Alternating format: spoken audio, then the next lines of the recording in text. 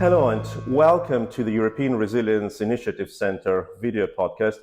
Our expert guest today is Yuliia Chykolba. She is a humanitarian demining expert and she worked for many years as explosive ordnance risk education officer, not only in Ukraine but in other countries. Yuliia, welcome. Thank you for having me. And your job had so complicated name. I really struggled to read it. Tell us, what is your job here in Ukraine, and why the ordnance risk education and demining is so important here? So until recently, I was managing the Halo Trust, one of the biggest probably mine action demining organizations in Ukraine, risk education program. So what is risk education? It's basically us trying to keep people safe through the safe behavior promotion until the land is cleared from the explosive hazard in Ukraine. And given that Ukraine is probably one of the most contaminated countries now, we don't have a very good data yet because the contamination is fairly new, at least at this scale, comparing to since the war started in 2014. So yeah, now a lot of different actors, including government, including military, are working on demining in Ukraine, but it will take years and years. So until then, a lot of information campaigns are needed for population. Before we go further to the question, how can we help Ukrainians to demine their country? What do Ukrainians do to get rid of the danger of landmines, and why did the Russians use landmines so extensively? Don't forget to like, subscribe, share, and put your comments into the commentary section. But we are now back to you, Yuliia. You have worked not only in Ukraine, also in Afghanistan and in other countries. What makes Ukraine case different? I would say the scale. We know that it's one of the very few full-scale conventional interstate conflicts, which means that the whole range of possible weapons is used. So on the one hand, especially from the beginning of war, we saw a lot of Soviet weapons. Now we see a lot of modern Russian weapons as well. The scale is immense. Honestly, probably before Ukraine, Syria was my worst experience, which has a lot of similarities, I would say, to here when it comes to the root cause of the problem. But here, the density of the landmines, the spread of there, given the use of them on such a huge territories of Ukraine, including agricultural land, including roads, including mining and booby-trapping, the critical infrastructure, the people's homes, I would say is rather unprecedented. Also, the new weapons, especially new landmines that are put by Russian soldiers quite densely, pose new challenges because a lot of them would have a very technical demining problem, and it's like a lot of plastic mines are laid. Some of the POM3 mines, which are activated by basically a seismic detonator. So it's very hard for deminers to approach the landmine and demine it. So do you say that these landmines which have been installed are extremely sophisticated? Is it different, completely different, but the techniques of demining, they have also evolved, didn't they? So, I mean, yes and no. While we have a lot of sophisticated landmines, we still have hundreds of thousands, if not more, of old Soviet weapons that was used in Afghanistan, that was used before in many other countries, but Soviet Union. But the scale, the numbers are unprecedented. At the same time, when it comes to demining techniques, yes, they evolved, and now we have a lot of mechanical clearance. We have a lot of use of the machines, of drones for survey, for example. Or we have a lot of. We actually test and try a lot of different methods in Ukraine because it's a very evolving field. At the same time, the weapons is also developing, and a lot of the vehicle landmines, for example, that were laid by Russians, especially in the south of Ukraine, would have anti-handling device under them or like additional booby-trap to approach them. So they specifically basically target the clearance operators and deminers to deny them the opportunity to clear these landmines. When we read about the situation with unexploded ordnance in Ukraine and landmines, we often read like the scale, the square which is infested by landmines is like 3 times bigger than Austria. Does it like provide an additional character to the problem? So I would be very cautious with estimates because yes, mine action in Ukraine was, humanitarian demining was there since 1991, clear in Second World War evidence, right? But the proper demining operators and the humanitarian demining started in 2014-15 since Russia invaded eastern Ukraine. Now what actually changed is again the scale. We do not know for sure how much land is contaminated. Before giving a very informed assessments, we have to do a survey. We have to understand where the landmines are, what type of the landmines, and it's not only about landmines. Unexploded ordnance are there. You can imagine the number of rocket shells and the artillery that was fired into Ukrainian land. And statistically, 1 in 3 sometimes don't really explode.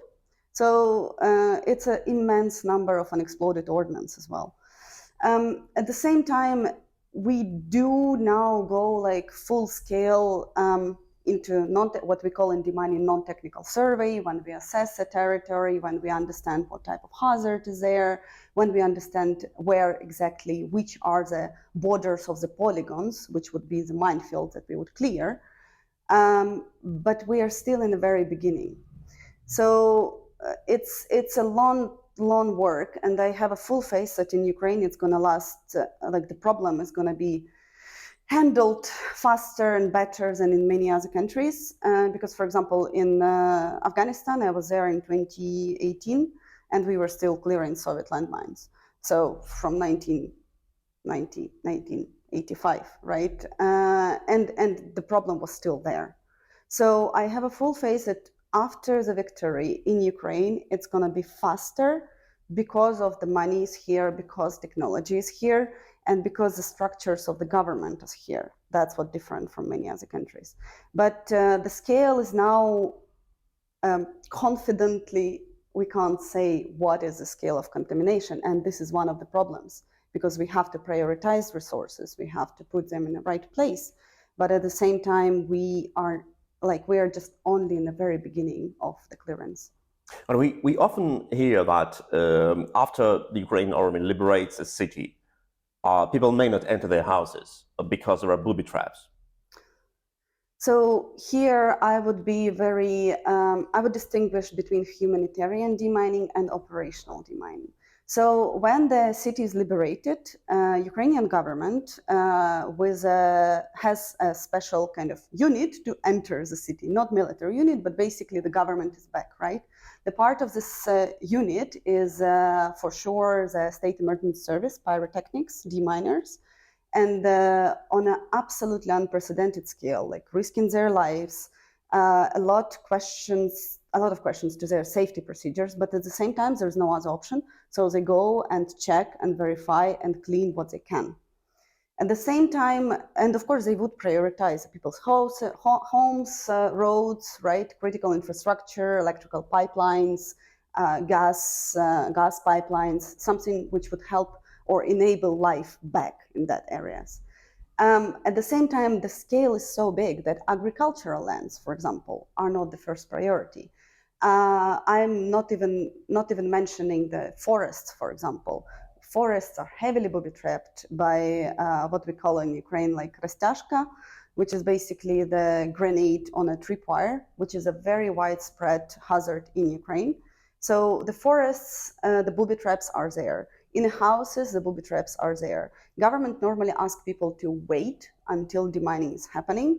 At the same time, when we are talking about in Ukraine, we have a very kind of culture of like this dacha, summer houses, and they would not be the first priority to demine, so that people are asked to stay away from there, at least until demining is happening.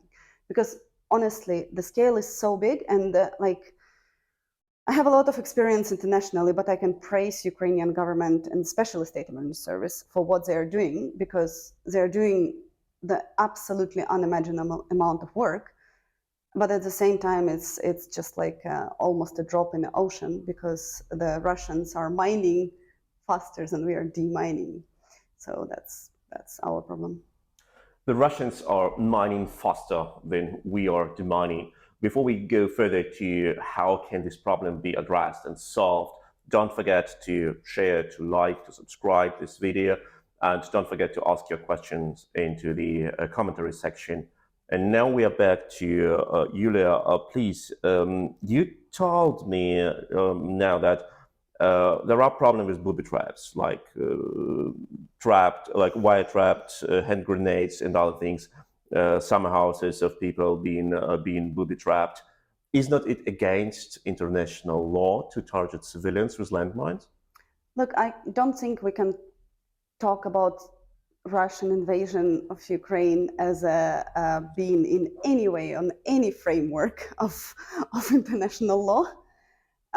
When it comes to specifically landmines, so Russia didn't sign anti-personal landmine ban convention, so they use anti-personal landmines extensively. At the same time, we have amended Protocol 2 to Geneva Conventions, which I would say regulate the use of landmines, which is not really adhered to. So, like, for example, the minefields should be marked.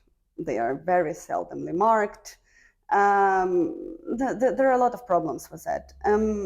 Given the nature of the war, a lot of use of explosive weapons in general, but landmines specifically, are used to deny access to the land by civilians. So, for example, there are a lot of minefields on agricultural land as a part of the military strategy, as a part of military positions. This part is understandable. So because they want to stop the tanks or armored vehicles to pass through the fields. Ultimately, yes. But at the same time, there are landmines and there are minefields that are deliberately used to basically to deny the use of land. And we know that Ukraine, I hate this word, but ultimately it is a breadbasket of Europe, right? It is a breadbasket of the world, and we have all of these grain deals now and trying to move forward. But for Ukraine, agriculture is a big part of economy, but also economy for the country, but also of individual livelihoods of farmers, specifically in the south of Ukraine, where a lot of hostilities were happening in Mykolaiv and Kherson Oblast. And currently, like, there are almost daily reports of the accidents of the farmers dying trying to work on their own land because there are landmines there. So, and a lot of landmines that were used in this way specifically. I can't be in every Russian soldier's head, of course, but ultimately there are very little military utility. But at the same time, there is a clear, like, terrorist, basically, tactic to deny civilian population living there. Similar situation with the booby traps, and we particularly saw it when the Bucha and the areas around Kiev were liberated, when the booby traps were so immense and the civilian houses were so heavily booby trapped. Why? Hard to say, but probably just because they could. And you can see the density of landmine varies, especially in agricultural field, when the land was occupied by Russian longer or short term. So, for example, a lot of organizations do clearance in Kiev Oblast, around Kiev, Chernihiv Oblast, like Sumy, north of the country. It is super important because even if there is one landmine on a huge field and the tractor explodes, so there is still a problem. But you found, like, the organizations find landmines there, but not as many as, for example, in Mykolaiv Oblast or the liberated parts of Kharkiv Oblast, like Izium, Balaklia. Because the density there, I've never seen, like, I'm in mine action for a while now, I've never seen such a dense minefields when you just come and you have lines and lines of like 200, 300 mines in one place. That is a scary picture you like you describe. So practically, even if the areas are being liberated, they are not completely in the full use of the Ukrainians. And this is a tactic like to hold people away of their own land. Partly, I would say yes. I think, well, again, I do not want to comment extensively on the methods of this particular war, but I believe that's part of the reason. At the same time, it's not only about the actual agricultural land, right? Before rebuilding any city that was destroyed, the first step is demining, is clearance, right? In Iraq, before rebuilding Mosul, there was a huge clearance operation in Mosul, for example. Same in Ukrainian cities that are and villages that are particularly destroyed. Like, for example, we were in Kharkiv Oblast. There is a village named Grakova, which had like around 1,000 population, completely destroyed. There is like literally nothing left there. Can people particularly, like, there is a will to rebuild the houses, you know, there's a church there, rebuild the church, rebuild everything, school and everything, but before rebuilding, you have to demine it, because otherwise the only thing that you would do is just to basically, your reconstruction workers would suffer. But ultimately, it would take, especially urban clearance, it would take years and years. So at minimum, Russians never considered this impact on civilian lives. But I would say that in Ukraine, it's not particularly surprising, right? What you're describing are this tactic of filling the land with landmines. You already mentioned the protocols to the Geneva Convention, and if you read them, it's clear forbidden to put booby traps into children toys or kitchen, or like some areas where like living houses of the civilians, and Russia has clearly violated it in Bucha, Irpin, in other cities. Can Russian troops theoretically be brought to justice for that in international like protocol, international court? Do we have any example of a country being brought to justice for doing that? Not that I'm aware of, but I'm not an expert talking to you about the prosecution, given like on international conventions. But ultimately, a lot of international conventions, unfortunately, are, even if they're legally binding, they are not quite. There's still a political consensus to bring certain country to justice or not. And given Russia being a part of the UN Security Council, I am myself not really optimistic at this regard, but I know that the work on documenting Russian war crimes in general and in related to inappropriate use of explosive weapons and terrorist tactics is ongoing. Whether it would be a successful outcome, as Ukrainian, I want to believe. As a as a lawyer, I'm not very optimistic. You told that the demining practice can intensify as soon as the war is over and Ukraine wins this war. What kind of international level scale measures can be done here? What do Ukrainians need here most? Well, the first Ukrainian needs victory, because the demining only makes sense if recontamination is impossible. Like, I will give you an example. Like, I worked in Donbas in 2016-17, and we had a nice settlement called Mirna Dolina in Luhansk, I guess, Oblast. And we were demining these minefields for like a year. And with a full-scale invasion, they were recontaminated within 2 days. So basic, and I was like almost crying, because I mean, come on, so much money, so much efforts, people trained, right? techniques. It's a big and complicated process, really, demining. But recontamination, a couple of days. Ultimately, the first thing is victory, because now we do some clearance on the liberated areas with the hope that Ukrainian army would advance further and further to take back the territories. At the same time, we have to be very cautious, because a lot of areas are still kind of a gray zone, right? So the first thing is victory, because, for example, now demining is ultimately impossible too close to the front line, because first of all, the deminers are occasionally attacked, and they're shelling, and there is absolute immediate risk to lives of civilian deminers, right? But also now I think it's a lot to bring back life to liberated territories, which are far enough from the front line where people can actually live safely. In terms of what is needed, it is there. It's not a rocket science.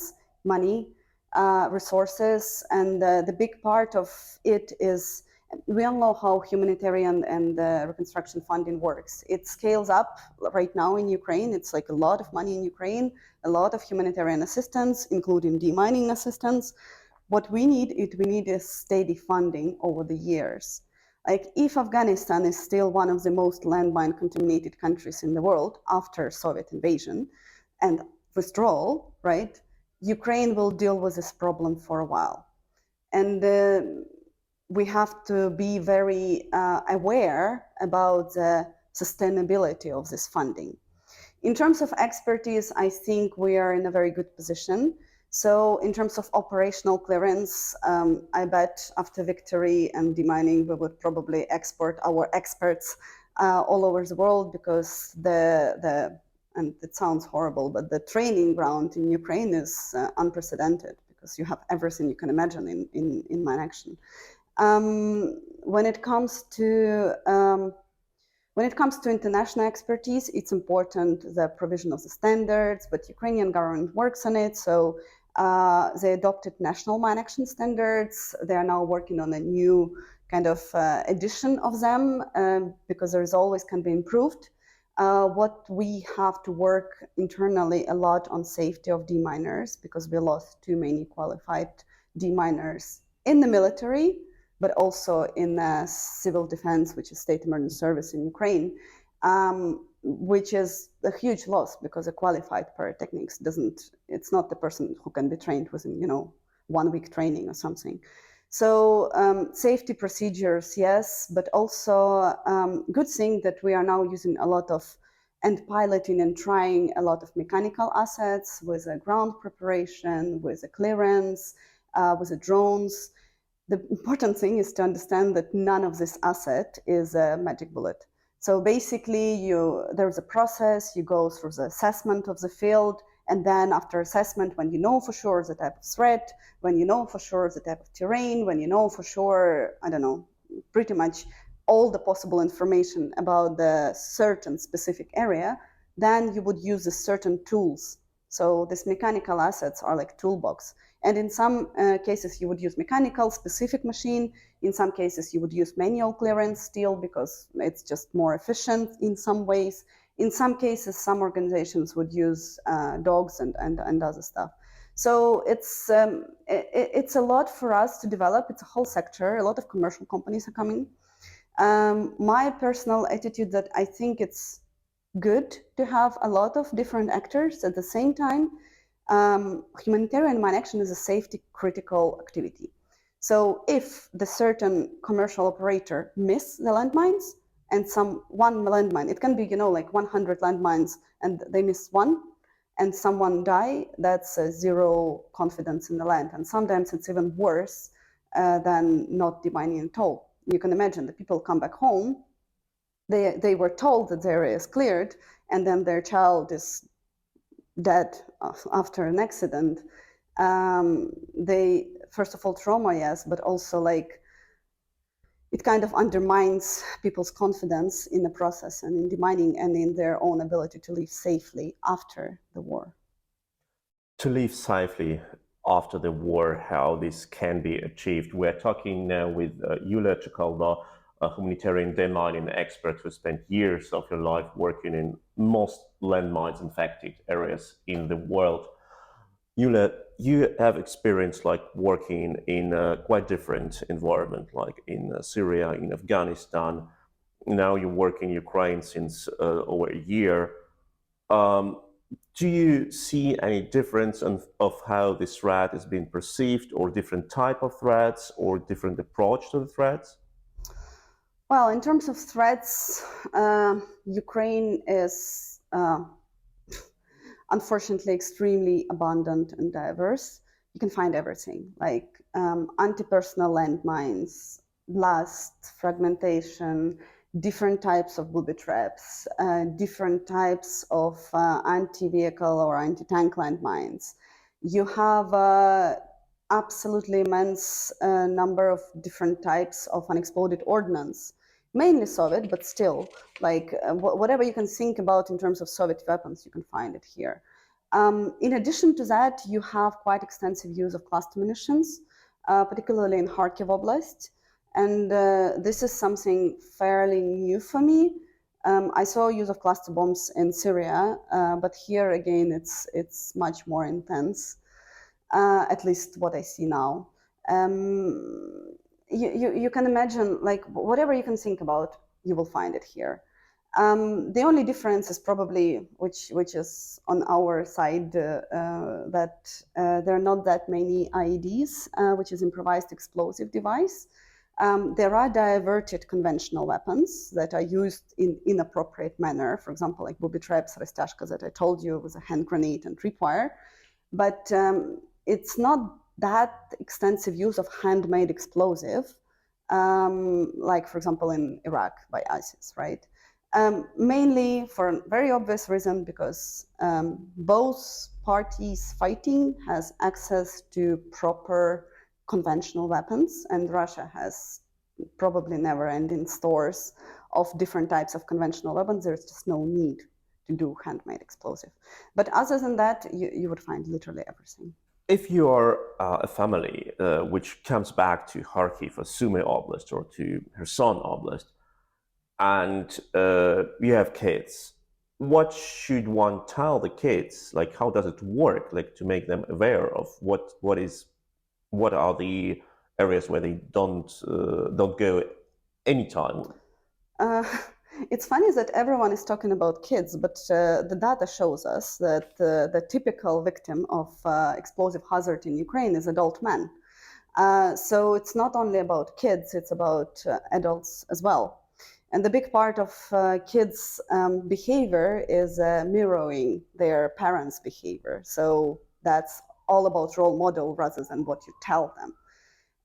There are several things. The first thing is, before any refugee, internally displaced person return to their home, the first step is to basically check and have a bit of a sanity check, right? How close it is to the front line. Check with the local government and local state emergency service whether the area was cleared or not, because if not, just don't come back. So it's very few things that you can do. And unfortunately, we had a lot of cases when Irpin was liberated and every single person checked to see their homes, if they're intact, if something's stolen, and became a casualty. So the first thing is basically to wait. When it comes to returning to the areas that were cleared, or you always have to be aware that they were cleared on the priority kind of priority points were cleared. So roads, hospitals, right, maybe homes, but the pond nearby would unlikely be cleared, or the forest nearby unlikely be cleared. So there are several things that we normally recommend. Is, first of all, stay on a well-paved asphalt tarmac roads, and step right and left is a bad idea. Same with vehicle travel. So even when I was working in mine action organization, right, when we traveled to Kharkiv, to liberated areas, even having 5 demining experts in a car, we never used non-tarmac road because you just can't say. So solid asphalt tarmac roads would kind of be preferable ways of traveling as a pedestrian or as a driver as well. The big thing is to teach children, but also adults, to recognize the warning signs, because the government and the military actually put a lot of mine warning signs in areas that are known to be contaminated, but there's no time to clear them right now. So they're not yet a priority. But at the same time, when there is no warning sign, there's no guarantee that there's nothing there, because there is a scarcity of these warning signs. So that's why we teach a lot about warning clues. So what are the signs?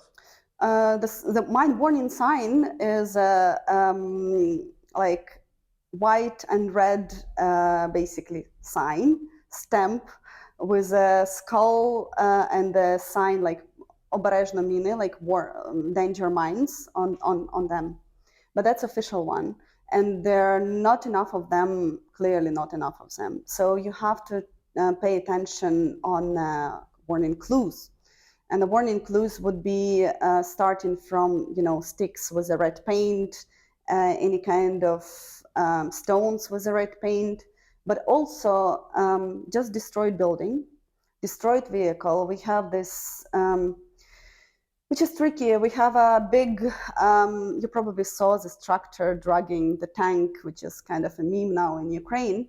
But the truth is that in a majority of cases, it should be left to military to deal with exploded, unexploded military vehicles of the enemy, because a lot of them would be booby-trapped. And we had the cases of people trying to help and actually, had the best possible motive, but become a casualty because of these activities. So destroyed vehicle, burnt vehicles, tanks, military vehicles, any of them, even civilian vehicles, they might be exploded. If they're exploded on something, there is a clear chance that it can be a minefield. So there's not one mine, but several over there. So destroyed buildings, any kind of signs of the battlefield, any military position, including trenches, including checkpoints. Often they would be surrounded by minefield, but minefields or individual landmines, or they can be shelled and they would be unexploded ordnance nearby. So there is a lot of things to kind of stay away and be aware of. So what we encourage to do, if you already found the unexploded ordnance, so you go on a, on a walk and you see the mortar. What to do? It's basically, it's not the end of the world, and a lot of people living, unfortunately, hand by hand with these hazards. So the person should stop, should assess the situation, make sure there is nothing dangerous around them in addition to that. But then just turn around, walk away to the safe distance, which can vary from 300 meters and further. And only from safe distance. In Ukraine, we are very lucky because we have a very responsive and working hotline number, which is not the case in the vast majority of countries I worked before. You call 101, which is a state emergency service, and they have a pyrotechnics, and they basically come, pick up, stay safe. It's a bit of a risk transfer to the experts. So we do encourage people to report about the findings, because this is the first step for clearance. With your experience, how many years and how much money will Ukraine need to make its territory safe again? I will not make an estimate because, first of all, we do not know for sure now yet what would be the actual scale, what would be the square meters of the territory that we would need to demine. So we can assume that everything that is now occupied and that would be liberated would still need some form of clearance, but it's a lot on assumption. We are now actively assessing the currently liberated areas, those that are controlled by Ukrainian government, but even the assessment would take time because the scale is immense. So I will not give numbers, I will not give years, I don't want to discourage people, but we have examples from other countries, and there are very few countries in the world who finished their demining completely. It would be years and years. What we need is a sustainable funding. So not, 10 billion in 2024 and 500,000 in years to come. So steady, high funding, because demining is the precondition for any reconstruction and rebuilding activities. Well, the demining as a precondition for stable and peaceful life, this is a problem Ukraine is facing right now. Thank you, Yuliia Chykolba, humanitarian demining expert who spent years working in Syria, Afghanistan, other countries, and now working in Ukraine. You have watched the European Resilience Initiative Center video podcast. Stay with us, subscribe, like, share, donate, and we'll see us at the next interview.